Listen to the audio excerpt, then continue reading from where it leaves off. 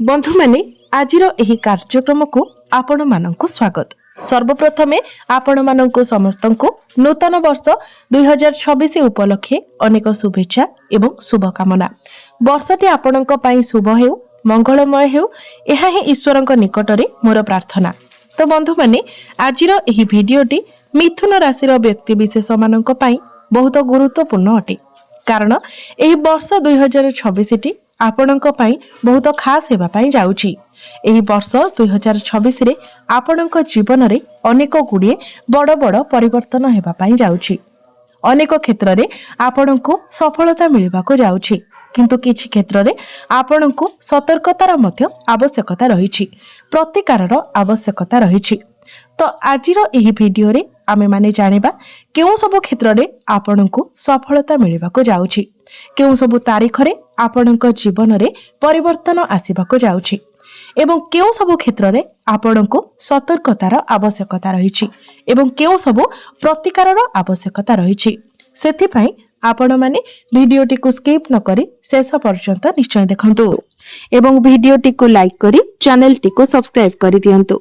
Comment box रे भक्ति एवं श्रद्धार सहित जय श्री जगन्नाथ जय मां लक्ष्मी निश्चय लिखंतु। तो बंधु माने आसंतु आरंभ करिबा आजिर एही कार्यक्रम को, जहा आपणकर जन्म राशि तथा चंद्र राशि उपरे आधारित अटे। तो सर्वप्रथम आसंतु जानिबा जे मिथुन राशि व्यक्ति विशेष मानकर स्वभाव एवं सेमानकर व्यक्तित्व किपरि होइथाए। मिथुन राशिटी हेउछि वायु तत्वर राशि। मिथुन राशिर राशिधिपति हेउछन्ति बुध। मिथुन राशिर व्यक्ति विशेष माने सरल विश्वासी होइथांती।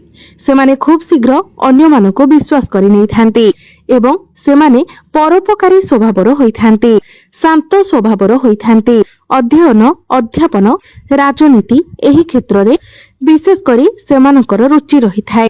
मिथुन राशिर व्यक्ति विशेष माने वाणिज्य व्यवसाय रे मध्य रुचि रखिथांती। एमाने परिवार प्रिय होइथांती। पति पत्नी मध्य भल संपर्क मध्य रहिथाए। सेमानकर पारिवारिक जीवन बहुत भल रहिथाए, किंतु मिथुन राशिर व्यक्ति विशेष माने सरल प्रकृतिर होइथिबारु सेमाने अनेक समय ठकामीर शिकार होइथांती। अनेक व्यक्ति सेमानकर सरलतार सुजोग नै सेमानंकु ठकिथांती। सेमाने टिके द्वंद्व स्वभावर होइथांती। सेथिपाई अनेक समय एमाने असुविधार मध्य पड़िथांती। एमाने टिके पिलालियामी स्वभावर होइथांती, किंतु बहुत अधिक इंटेलिजेंट मध्य होइथांती। एमाने हसमुख स्वभावर होइथांती। खेलकूद करबाको भल पाइथांती। एबे आसंतु जानिबा मिथुन राशिर व्यक्ति विशेष मानक पई वर्ष 2026 किपरि रहिबो। तो आर्थिक दृष्टिकोणरू 2026 मसीहाटी आपणक पई बहुत भल रहिबो। आपण आर्थिक दृष्टिकोणरू मजबूत हेबा पई जाउछंती। अनेक दिगरो आपणको आयर स्रोत मिलि जिवो। आपण जदि बेरोजगार थिले तो रोजगारर कोनोसी ना कोनोसी नुवा बाट आपणको मिलि जिवो। पूर्वरु आपणकर जो आर्थिक समस्या लागि रहिथिला, जदि आपणक उपरे ऋण करजर भार थिला तो से सब आपणक जीवनरो दूर होई जिवो। आपण सब ऋण करज को सुझिबारे सक्षम हेबे। आपणकर बैंक बैलेंस बढ़िबो, डेली इनकम बढ़िबो। आपणकर व्यय अपेक्षा आय अधिक रहिबो। आर्थिक क्षेत्र रे आपण जेउ भी निष्पत्ति नेबे सेथिरे आपण सफल हेबे। पूर्वरु आपणकर कार्य क्षेत्र रे आपणक विरुद्ध रे जो पॉलिटिक्स चलिथिला, आपणक जो प्रॉब्लम रो फेस करबाको पडुथिला, से सब मध्य आपणक जीवनरु दूर होई जिवो। आपण आपणकर कार्य क्षेत्र रे बहुत भलो परिवेश देखिबाको पाइबे। एक पॉजिटिव फीलिंग्स आपणको प्राप्ति हेबो। कैरियर रे आपण बहुत अधिक ग्रोथ करिवे। पूर्वरु आपणकर जो बंधु बांधव माने आपणक ठारू दूर को चली जाइथिले, कोनोसी कारणरो आपणक मध्यरे मतभेद मनांतर चलिथिला, से सबुर समाधान होई जिवो। पुराना संपर्क पुनर्बार आपणक पाखको फेरी आसीबो। जदि आपण चाकरी करूछंती तो चाकरी क्षेत्र रे आपणकर प्रमोशन हेबो। आपणको कोनोसी बड़ अचीवमेंट मिलिबो। कार्य क्षेत्र रे आपण प्रशंसित हेबे एवं जो मानक निकटरे चाकरी नाही सेमानंकु चाकरी मिलिबार बहुत अधिक संभावना रहुछि।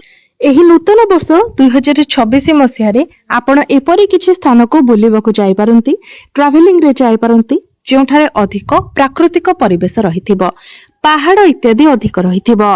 नदी पाखापाखि आपण अधिक भ्रमण करि पारंती। आपण प्रकृति सहित अधिक जड़ित रहिबे। ताहा आपण निजे एका जाई पारंती, निजर जीवन साथी सहित जाई पारंती किंबा आपण आपणकर परिवार सहित मध्य जाई पारंती। 2 जून को जेतेबेले गुरु आपणकर द्वितीय भाव मार्गी हेबे तो सेतेबेले आपणकर संतान पक्ष पई समय बहुत भल रहिबो।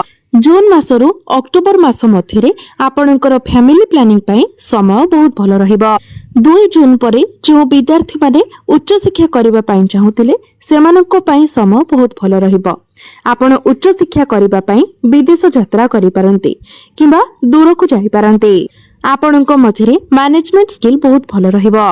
जदि बैंकिंग लाइन में आपण एग्जाम देउछंती तो आपणको पई बहुत भल रहिबो किंबा गवर्नमेंट रिलेटेड आपण किछि एग्जाम देउछंती तो एही समय आपणको पई गोल्डन पीरियड रहिबो। जो माने विद्यार्थी अछंती फेब्रुआरी मास परठारु आपणको पई भलो समय आरंभ होइजिबो। आपण आपणकर शिक्षा को नेकी जहा भी किछि डिसिजन नेबे सेथिरे आपणको सफलता मिलिबो। आपण आपणकर पाठ पढारे बहुत आगो को बढ़िबे, किछि बड़ डिसिजन नेबे, पाठ पढारे आपणकर आग्रह बढ़िबो।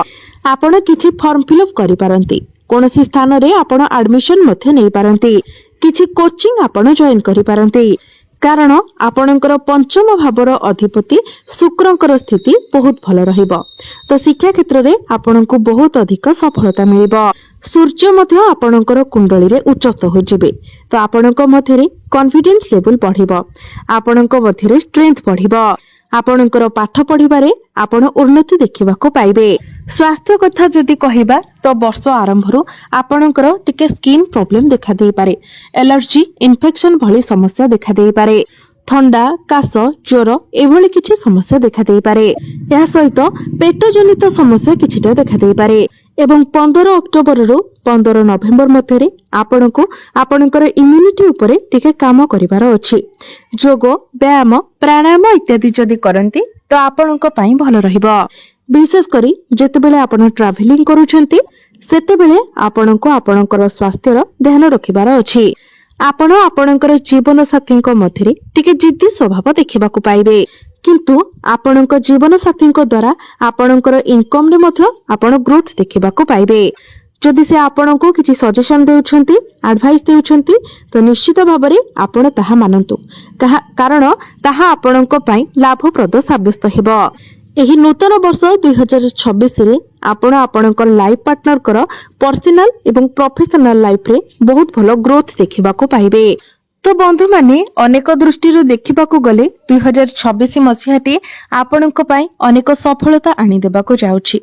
तेबे बंधु माने एबे आसंतु जानिबा किछि उपाय विषय जे उपाय गुडिक करिबा द्वारा आपणको अधिक मात्रा रे शुभ फल प्राप्ति हेबो एवं जहा सब अशुभत्व रहउछि से गुडिक खंडन होइजिबो।